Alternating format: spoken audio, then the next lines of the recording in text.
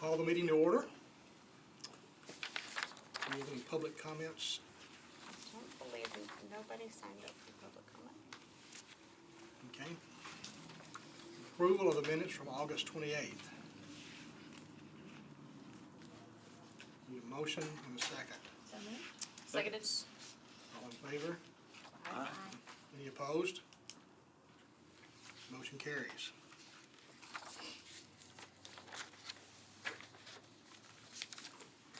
We have a request from the Director of Metro Water Services. Yes. So last week, Director Scott Potter of Metro Water Services reached out to our office to request an audit of the disposal of hazardous waste at Metro Water Services. As our audit plan is set by the audit committee annually, any changes to it or requests must come before the committee before they can be approved to be worked on. So that's why it's on the agenda. But basically, there is a transition in leadership within this position, I think. This is Director Potter. He can correct me if I'm wrong. And that is why the request is being made. We had an employee of long standing recently retire, and in an exit interview he requested with me, he indicated some malfeasance in the past, in the distance past, about some hazardous waste disposal. And in order to establish that we were following procedures or not, I requested the audit from Lauren. So that's why I'm making this request. Can we go into further detail of the malfeasance? He indicated that we were in 2010, 2011, that freon lines were cut and allowed to be exposed to the atmosphere, things of that nature. Purposely, I'm assuming? That's what he accused. Interestingly, he's the one in charge of it. So he says he has proof. He didn't share it with me, but he made the accusation, and it's pretty serious. He did state that since the transition between Public Works to Metro Water, that it had not happened. But since he made the statement, I felt it prudent to go ahead and request the audit to establish that we were following procedures. I don't have any indication that we're not, especially since most of the hazardous waste is handled by a third party. We collect it and transfer it to the third party, and they're under contract to do it properly. I just thought it'd be a good idea to have a look, just to make sure. Just out of ignorance, so what would be the purpose of cutting a freon line? Just to not have to deal with it and just like make all of a sudden it goes away? Yeah, thing? that Okay. would be, you know, freon disposal back in the day was difficult. You had to tap the line and extract it and store it and then transport it. So it was labor intensive. It wasn't difficult, but it was intensive. But presently, if someone brings in, it'd be unusual to bring in something with freon in it now just because of the prohibition of its use. But now we just collect the material and a third party contractor comes and gets it and takes it away and disposes of it. So for them to do something illegal would be, it'd be remarkable because they'd be putting their own business at risk. And we were actually paying for them to do it. I just felt uncomfortable with that accusation being in the air and not having closure on it.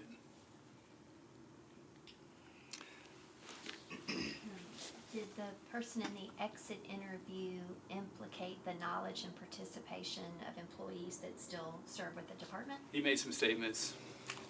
None of it was he showed me no documentation to support his statements, and they were kind of scattered. But at the end of an analysis, I don't see how it'll be able to be proven or disproven. So it just made me uncomfortable, considering it was hazardous materials, and I wanted to make sure that we just close the loop. Sorry, Chair. Oh, I didn't ask for permission before. I'm really bad about that, so I'm just going to apologize in advance. Like, I'm really bad at it. But the chair has to recognize. But I try to be better. So I'm just wondering, like, so back in the day, I guess we disposed of it ourselves, and we had processes and procedures in place. And you're saying, it's probably true, there's probably no way to prove that it happened or didn't happen or whatever. And then now the procedure is that we just collect it, someone else comes and gets it. So are we So I'm just wondering, what are we supposed to be auditing? Are we gonna be auditing what the third party does? Well, that's one of my questions in the process, because I'm not sure how much flexibility Lauren would have to go into their business practices. But the risk to Metro government is this: when we assume responsibility of any sort of waste, especially you can take it to sewage, we own it cradle to grave. So just because you turn over the waste to a third party doesn't remove the responsibility from Metro government. So it's in our interest to make sure it's disposed of properly. So I'm hoping that audit can look at their processes and verify that it's being done. I can't imagine a company refusing us that access. Oh, you'd be surprised. Well, So I guess that's a legal question. Do we have the authority to audit a third-party vendor's processes of, what he's asking? Because we don't really touch it ever, I don't guess. I mean, I guess it's our response, but that would be the question, because I don't want to spin our wheels. I'd like to confirm, but I do know that the Open Records Act has a provision that allows our audit committees to do confidential information with third parties. But I would like to get back to you with a confirmed answer on that. Our auditor does have, there are laws that allow her to go in and investigate with third parties if they're contracting with Metro. and I'd also like to point out, we inform Metro Legal. What's that? We inform Metro Legal of Oh. the accusation. So, He's bad about it too, and apparently. two questions. Scott, is there a consensus among your management team that this may be a valid claim, or is this one we're just looking to clear the air about? Or Yes, I want to make sure that there's no hanging accusation. I'm told, and I believe, that we're handling it properly now. And I don't think there's a way to prove or disprove the accusation. But hazardous waste makes me extremely nervous, and to have the accusation without it being investigated made me uncomfortable. yeah, so the rest of your management team, do they feel the same way about this? I mean, And John, John Honeysuckle, Assistant Director of Waste Services. What Ms. Potter is saying is exactly true. And I would like to add, in addition to what Ms. Potter said, in speaking directly with the staff member, I asked him specific questions, and one specifically, under my leadership, which they allow, he's entrusted me to oversee, has any impropriety taken place that I'm aware of or that has taken place under my watch? He said, Mr. Honeysuckle, absolutely not.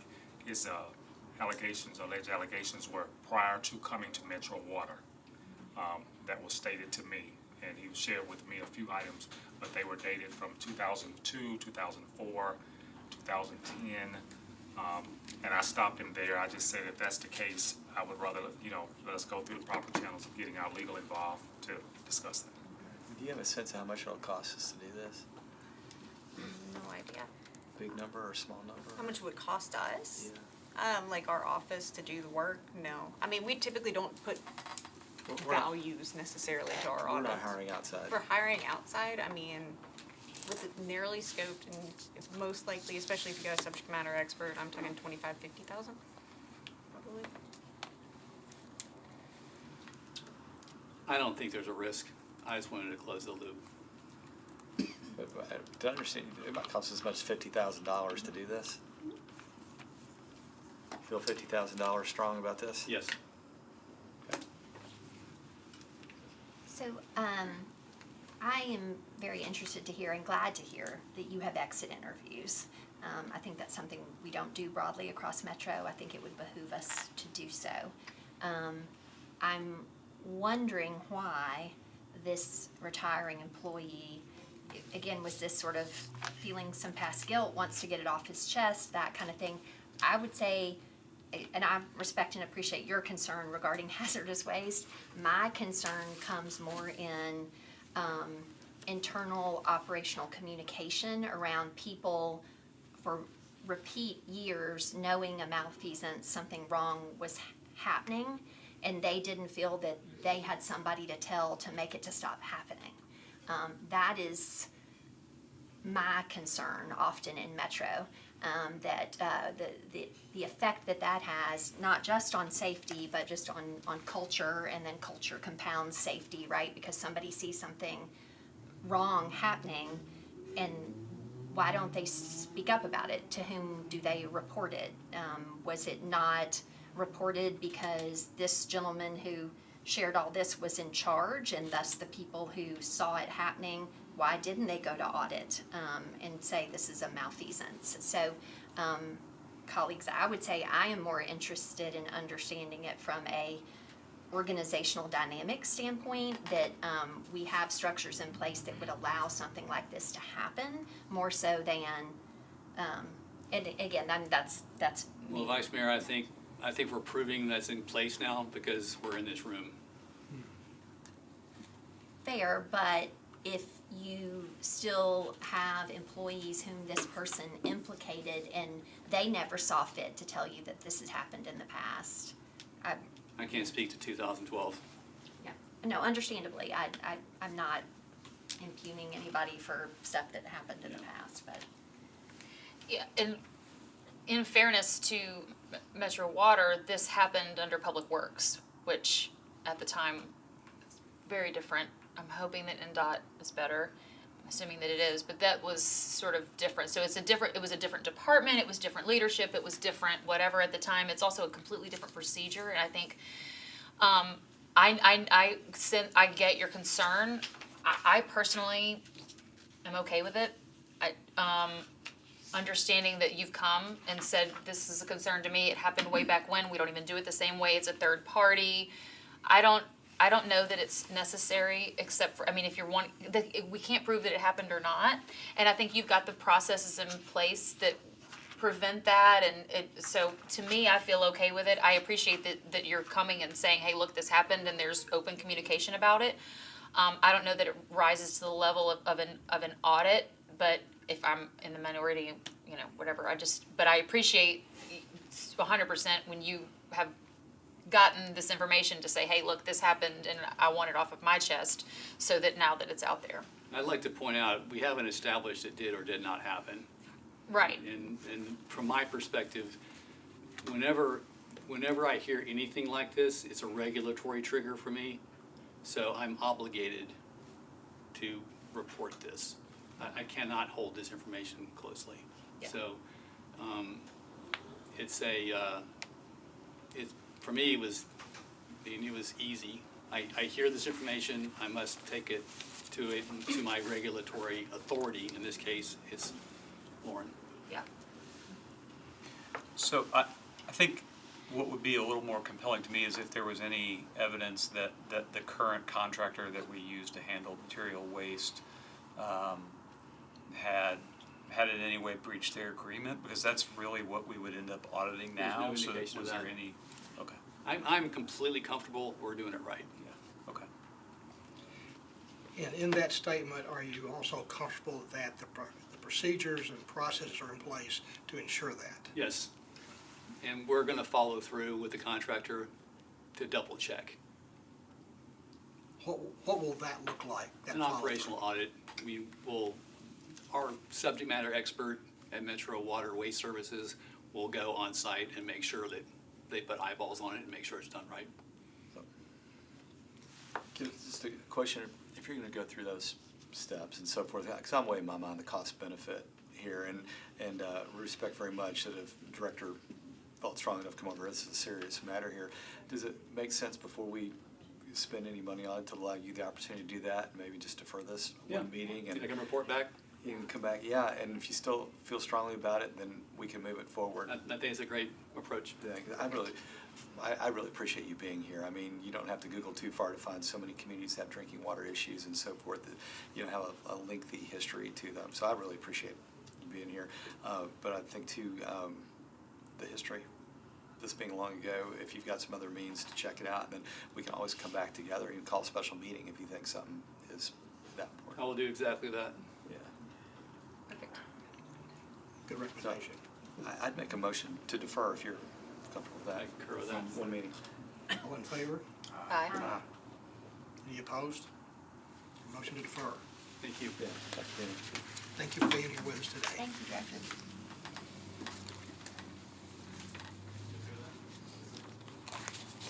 All right, Lauren. The next up, we have the audit of surplus property. And Seth Hatfield, the principal auditor within our office, will present that audit. All right, so in your workbook, right after the minutes, is the audit of surplus property. It was released on October 5th, this past month. And with us today, we have Kenneth Eads, the surplus property manager, Velvet Hunter, interim director of general services, and then Amber Amberton is a valuable member of the surplus property team is with us too. Just to give you kind of a brief overview of the surplus property division, basically when property in Metro Nashville is deemed excess, either by a department or if we have seized property, in order to get value out of that, the surplus property division will either sell it through an auction process or they will redistribute it to another department that needs it. So going into this process, we had three objectives. The first objective was just to determine whether surplus property was distributed at an optimal price. And what we did to test that, we just took a random sample of auctions through the audit period and just ran it through the process. So we made sure that there was chain of custody documented between the department and surplus property, and then from surplus property to the buyer or the department. We made sure it hit the inventory records, it flowed through inventory, and it left the inventory records. And then the prices can be all over the place, but we did look at similar auctions just to make sure that we were in the ballpark and we got a reasonable value for it. The next objective was just to determine that surplus property assets were tracked and monitored until distribution. So for this, we evaluated the physical and security controls, looked at badge access, camera coverage, how someone can get in and out of the surplus property area. We did our own inventory testing around property and vehicles, and then we also did gap analysis on the inventory records, just to make sure all the inventory numbers were sequential, there weren't any gaps, since Excel's used, and just to make sure that everything was fine, and it was. There was no gaps in the numbers. We did have a few observations from that objective. One is that there wasn't really a process for periodic inventories, and kind of the feedback we got from the surplus property division was, stuff moves through so fast through there, it's kind of hard to do inventory checks because by the time you check it, it's sold, it's gone, and it's just very time consuming. So we recommended that, one, they can do a few different things. They can do cycle counts. They could, once inventory hits a certain age, they can go back and make sure it's still there, it's accounted for. And so they've agreed to do random sample cycle counting. The second one was to leverage technology. It was an effective process. We did not find really any errors in their inventory records, but it is cumbersome. There's a lot of manual paperwork, there's manual tagging, there's manually updating of Excel spreadsheets. So we just thought maybe they could do a cost-benefit analysis just to make sure just see if there's any inventory management software out there that could maybe ease up some of that burden on them. And then finally, there was just a very small number of stale items dating back to 2019 when property needs to go back to maybe police. It was police evidence that needs to go back to police, or they were electronic assets that need to be wiped. And so we just recommended they have a process in place to make sure when something needs to be returned, it's done timely. So they're just not accounting for property that they shouldn't be accounting for. And then finally, we looked at the advertising for surplus property division. Was it effective? So there we just evaluated the advertising efforts that are currently taking place. They do a good job advertising internally, letting departments know this exists, so they can go and if they need something, they don't have to go buy it. They can go to surplus property and maybe see if they have it, so at no cost to them. We just had one low-risk observation. Just during the audit, we noticed that GovDeals, who's the auction vendor they use, the website, does work with their clients to provide advertising externally. So we just recommended they run that by them, and maybe there's some advertising help they can get from GovDeals. All in all, we had 5 recommendations. They were all accepted by management. If you you have any questions for us or the team here, we can take those now.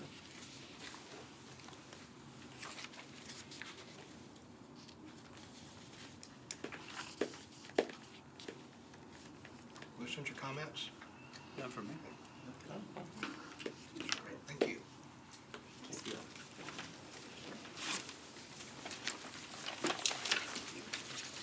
for being here with us. Thank you, thank you.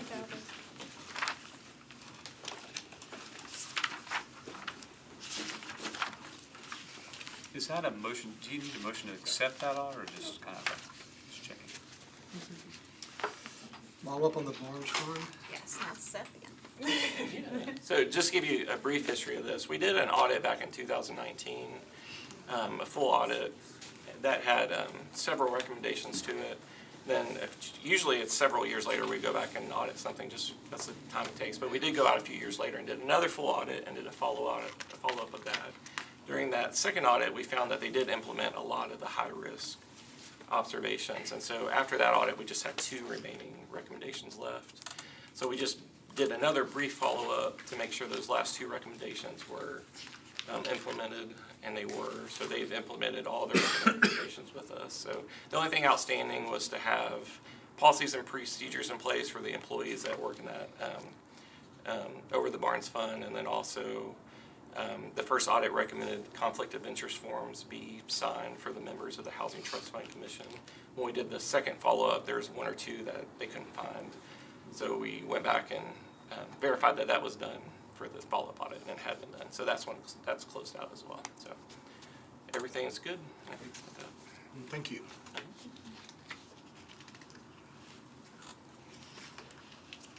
Audit Committee Annual Self-Assessment. So annually, we audit the audit committee. We like to audit things. So we take the audit committee bylaws, and in order to ensure that the audit committee is efficient, effective, transparent, following those bylaws, we go through those bylaws and make sure that all of the requirements within them have been met for the previous fiscal year. It's our way of telling the public that the audit committee is following as they say. We go through there, it's in here, it's an informational piece, and basically everything, all of the bylaws were met as expected. Some of the key ones are meeting with the external auditors throughout the external audit, doing my performance evaluation, doing the annual audit plan and any additions or changes to it, posting public meetings, and making sure that minutes are available. So making sure that all of those were met. So all of these were met, and we're in a good position. Thank you for doing that. Are we going to do the ethics training? We're going to defer that. We were going to request, due to the large number of people that are here for later in the meeting, that if we could defer, if Erica's okay with it, the ethics presentation for a later meeting when we maybe don't have as many people waiting. Yes, that's okay with Metro Legal. All right, thank you. Project status? Yes, so next it's a recommendation implementation follow-up status. As we've talked to all of you about in orientations, what we do is we go through and we keep track of all of the open recommendations that we have. When a department closes all of them, we're initiated to give them a little time to operate, and then we go out and do a follow-up audit. So at each meeting, we present those recommendations, how many were open at the last meeting, the audits that had recommendations come due. So by 10/31, if they had recommendations come due, we have reached out to those departments to say, have y'all implemented them? And it is just an email because we know we're gonna go do a follow-up later. And so we present that to you all, also to hold the departments accountable as well as us, to show if any didn't respond, if any had revised dates. This one's a little bit different than in past because the very first one that's on y'all's schedule, it's the occupational safety one. You'll see that it says established dates next to it. When that audit came out in 2017, all but one of the recommendations said undetermined for the time frame. And that's because at that point in time, occupational safety was in our legal department. Legislation had to be passed to move it to HR, which was one of the recommendations. A budget had to be established. You had to hire individuals to staff it. And that has taken a significant amount of time, but HR has done a fantastic job recently of staffing it. They have somebody great in place, and we've given him about a year to get ready for us to come start asking questions and get things up and running. So we met with him not too long ago, went through the open recommendations, and he told us which ones had been implemented, which is why some of them went down. But he also helped us to set dates. So now we have established dates that we will hold him to. So in future meetings, if he is not meeting those dates, we will report any reasons for his revisions. So that's the reason that that one's up there. As for the remaining audits that had recommendations come due, all but one were implemented, and the one that's open was with the Health Department IT audit. They had a number of recommendations in that audit that they have worked to close. They saved their business continuity and disaster recovery plan for last because they wanted to get other processes in place that way when they developed this plan and they start to test it, they're in the current state. But they are now working towards that, so that is their reason for revision with the hopes of having that up and running in early 2024. So are there any questions about that piece? Okay. So then moving into the project status, the next page is our actual audit plan that was approved in February and the status of each of the audits that is on that audit plan. So this is just to kind of give a high-level overview of how we're working through it. We put a few extra audits on every audit plan because we need some flexibility in case departments aren't available. The goal is to try to get to as many of those as possible so you can see our current status. We are about to start 2 more audits. We've got seniors rolling off of other audits. They just haven't been established yet. On the next page is our current state of projects. It's a list of everything we've done this audit plan year. So you'll see that we have, on that one, we have 13 ongoing audits. That includes follow-up audits because we do present those to y'all as well. 6 of those, I believe, are in draft reporting phase. And then we have completed 10 reports. Our goal, or 11 reports actually, our goal this year is to have 17 audit reports issued. We are well on track to get that done. But that is at least the current state of where we are and with each as far as the status of each one. You'll also see that we have in there our fraud, waste, and abuse hotline, or just, not even just the hotline, it's just any way that they've reported fraud, waste, and abuse. We've had 13 reports this year. That does not mean we've done 13 investigations. That means 13 people have contacted us. Most of those don't bubble up to an investigation, but we have 3 of them that are still open. One of them will have a report. It's in the draft reporting phase. The other 2 we are reviewing for predication or working through them as to whether or not there will be a report coming out on those. So that's where we are with that. Question on that page before you move on. Do you have information on when these were initiated? So, I mean, it might be helpful just to know kind of how long these are taking and. We can do that. I mean, I can go through there and tell you pretty much probably, but most of the time, our time frame is going to be, if it's a follow-up audit, it's probably going to be about a month. For the longer audits, some of these, soccer stadium, we started about a year ago. That one's just been, there's many different pieces involved in that. Community Foundation was a year ago. Those are 2 that have the reporting process has gone on a little long. The police EIS one is actually going to be released hopefully this week. And that one was started about 6 to 9 months ago. I'm trying to think of which other, the follow-ups are about a month ago. We can start to put that in here though, to help with that.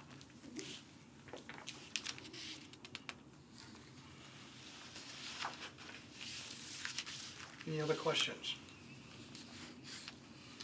Other administrative matters? On to the budget. We are under budget. Just good and bad. The reasons that we are under budget is that first item, which you see professional and purchase services. Most of our consulting contracts expired in August. We have gone through the RFQ process. We have identified 4 contractors. We are now in the negotiation phase for those contracts. Once we get those signed, we hope to hit the ground running.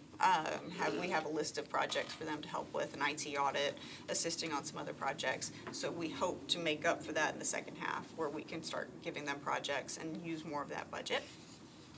Other expenses, a lot of our other expenses hit in the second half of the year. Software, we have a big piece of our training, registration, travel, because that's when our big conference happens. is in May, so a lot of it hits then. The other piece we're under budget in is our salaries, which kind of leads into the next section as far as our staffing. So we have 2 open positions right now, and as we've said before, we are working to create. We're working with HR to figure out if we have to create a new function or if we have to, or position, or if we have to use a functional job description, but how we can create a lead investigator position. This would be somebody that would have investigative experience. We could put them on our investigations. We have a lot of CFEs, but that's not, most of us are auditors, so that's not our forte. But also to build up our program, to Vice Mayor Henderson's point earlier, to make sure that people feel safe reporting things to us and that they recognize our independence, and just getting somebody in a role that can be dedicated to building that up and kind of evaluating what we have based on their past experience, and helping to train some of our people even on doing certain aspects of investigations better. So we're working with HR on that right now and hope to have that position kind of finished and posted by the end of the year. We're still gonna have an Auditor 1 position open. Since we just hired about 5 months ago and we're a small office, we're still onboarding the 2 people that we just hired. But the hope for that one would be early next year. We've posted that. We had great response to our last posting for an Auditor 1 position. That's why we hired 2 people. So we don't think that there will be any issues with getting that filled. So are those the only 2 open positions that you have? Yes. Okay. Other questions? Not so much questions to comment. You know, we had a chance to work together a couple years ago, and things were running very smoothly and efficiently then. And I got a little preview of this, obviously, earlier today, and it looks like it still is. So just thank you for everything you're doing. It's a big job you have. It's always in the public eye, and I know it's not always an easy one. So thank you for everything you're doing. Thank you. Excellent. Seconded.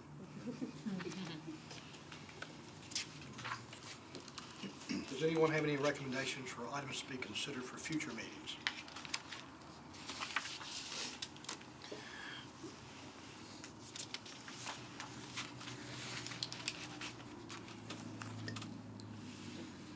Motion to end this one. So, that ends the, May I just make an inquiry please. regarding that?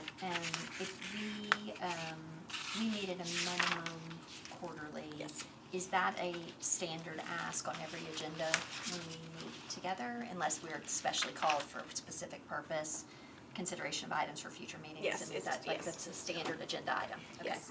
New member, just asking, okay. Yeah.